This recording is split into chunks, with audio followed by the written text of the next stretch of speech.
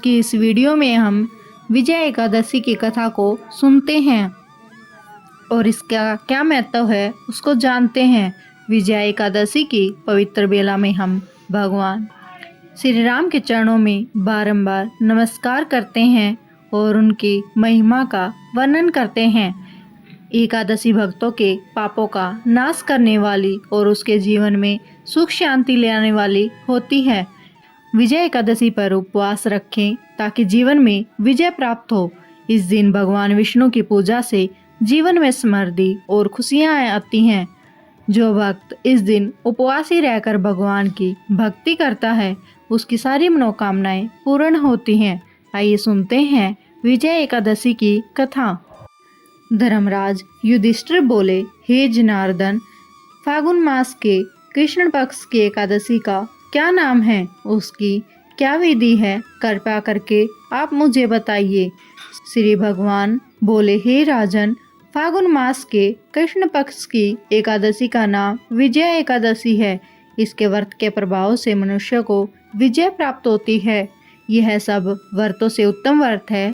इस विजय एकादशी के महात्म्य के श्रवण व पठन से समस्त पापों का नाश हो जाता है। एक समय देवर्षि नारद जी ने जगत पिता ब्रह्मा जी से कहा, हे महाराज, आप मुझसे फागुन मास के कृष्ण पक्ष की एकादशी के विधान को कहिए।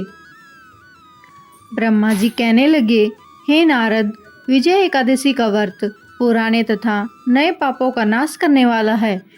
मैंने आज तक किसी से नहीं कही। यह समस्त मनुष्य को विजय प्रदान करती है। त्रेता युग में मर्यादा पुरुषोत्तम श्री रामचंद्र जी को जब 14 वर्ष का वनवास हो गया तब वे श्री लक्ष्मण तथा सीता जी सहित पंचवटी में निवास करने लगे। वहां पर दुष्ट रावण ने जब सीता जी का हरण किया तब इस समाचार से श्री रामचंद्र जी तथा लक्ष्मण अत्यंत व्याकुल हुए और सीता जी की खोज में चल दिए।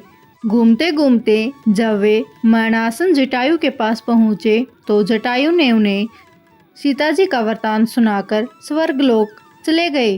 कुछ आगे जाकर उनकी सुग्रीव से मित्रता हुई और बाली का वध किया। हनुमान जी ने लंका में जाकर सीता जी का पता लगाया और उनसे श्री रामचंद्र जी और सुग्रीव की मित्रता का वर्णन किया। वहां से लौटकर हनुमान जी ने भगवान राम के पास आकर सब समाचार कहे। रामचंद्र जी ने वानर सेना सहित सुग्रीव की संपत्ति से लंका को प्रस्थान किया। तब श्री राम समुद्र से किनारे पहुँचे। तब उन्होंने मगरमच्छ आदि से युक्त उस अगाध समुद्र को देखकर लक्ष्मण जी से कहा कि इस समुद्र को हम किस प्रकार पार करेंगे। इसी पर लक्ष्मण ने कहा, पुराण पुरुषोत्तम, आप आदि पुरुष हैं, सब कुछ जानते हैं। यहाँ से आधा योजन दूर पर कुमारी द्वीप में वगदाल नाम के मुनि रहते हैं। उन्होंने अनेक ब्रह्मा देखे हैं। आप उनके पास जाकर इसके उपाय पूछिए। लक्ष्मण जी के इस प्रकार के वचन सुनकर श्री रामचंद्र जी ने वगदाल्ब ऋषि के पास गए और उनको प्रणाम करके बैठ गए। मुनि भी उनको मनुष्य रूप धारण किए हुए पुराण पुरुषोत्तम समझकर उनसे पूछा कि हे राम, आपका आना कैसे हुआ। रामचंद्र जी कहने लगे, हे ऋषि, मैं अपनी सेना सहित यहाँ आया हूँ और राक्षसों को जीतने के लिए लंका जा रहा हूँ। आप कृपा करके समुद्र पार करने का कोई उपाय बताइए। मैं इसी कारण आपके पास आया हूँ। वगदाल्ब ऋषि बोले कि हे राम, फागुन मास के कृष्ण पक्ष की एकादशी का उत्तम व्रत करने से निश्चय ही आपकी विजय होगी। साथ ही समुद्र भी अवश्य पार कर लेंगे। इस व्रत की विधि यह है कि दशमी के दिन सोना, चांदी, तांबा या मिट्टी का एक घड़ा बनाएं। उस घड़े को जल से भरकर तथा 5 रख वेदिका पर स्थापित करें। इस घड़े के नीचे सतनजा और ऊपर जौ रखें। उस पर भगवान की स्वर्ण की मूर्ति स्थापित करें। एकादशी के दिन स्नान आदि से निवृत्त होकर धूप, दीप, नैवेद्य, नारियल आदि से भगवान की पूजा करें। तत्पश्चात घड़े के सामने बैठकर दिन व्यतीत करें और रात्रि को भी उसी प्रकार बैठे रहकर जागरण करें।